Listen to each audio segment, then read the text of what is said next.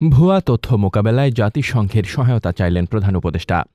প্রধান উপদেষ্টা ড. মোহাম্মদ ইউনূস মিথ্যা তথ্য প্রতিরোধ ও নৈতিক মান বজায় রেখে গণমাধ্যমকে সহায়তা করার জন্য একটি কার্যকর ব্যবস্থা গড়ে তুলতে জাতিসংঘের প্রতি আহ্বান জানিয়েছেন।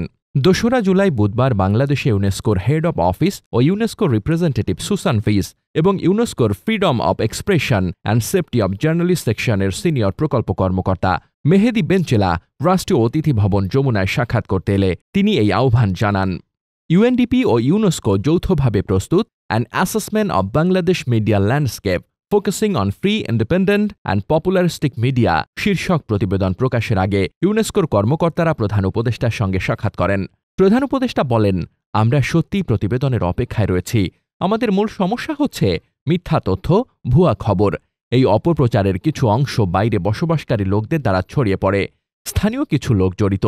এটি একটি ক্রমাগত বোমাবাজি।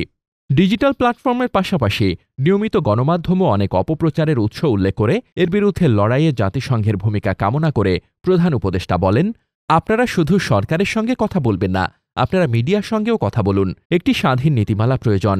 যদি কোনো মিডিয়া আউটলেট মিথ্যা তথ্য ছড়ানো অব্যাহত রাখে, তবে সেই গণমাধ্যমকে যেন মনে করিয়ে দেওয়া যায় সেটি বিশ্বাসযোগ্য নয়।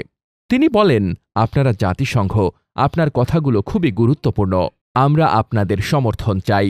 ইউনেস্কোর প্রতিনিধি সুসান ভাইস বলেন, বৃহস্পতিবার যে প্রতিবেদন প্রকাশ করা হচ্ছে তাতে অন্যান্য বিষয়ের পাশাপাশি স্বনিয়ন্ত্রণের বিষয়টি তুলে ধরা হবে। তিনি বলেন, কি কাজ করছে, কি কাজ করছে না তা নিয়ে প্রতিবেদনটি তৈরি করা হয়েছে এবং মূল্যায়নে আন্তর্জাতিক মানের সঙ্গে সামঞ্জস্যপূর্ণ গুরুত্বপূর্ণ সুপারিশ রয়েছে। কর্মকর্তা, আইনশৃঙ্খলা রক্ষাকারী বাহিনী এবং বিচার বিভাগকে এই মানের সঙ্গে তাদের অনুশীলনকে আরও ভালোভাবে সামঞ্জস্য করার জন্য প্রশিক্ষণের প্রয়োজন হবে। ইউনেস্কোর জ্যেষ্ঠ প্রকল্প কর্মকর্তা মেহেদী বেনচেলাহ বলেন, প্রতিবেদনে সাংবাদিকদের কাজের পরিবেশ, যা বিশ্বব্যাপী উদ্বেগের বিষয়, এবং বার্তা কক্ষে নারী সাংবাদিকদের নিরাপত্তা নিয়েও কিছু সুপারিশ করা হবে। এসব বিষয়ে সরকারের গুরুত্বপূর্ণ পদক্ষেপ ব্যাপক প্রভাব ফেলতে পারে বলে মনে করেন তিনি।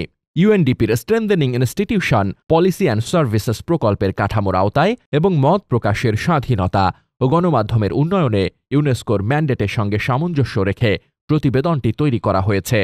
Desk report, বার্তাবাজার।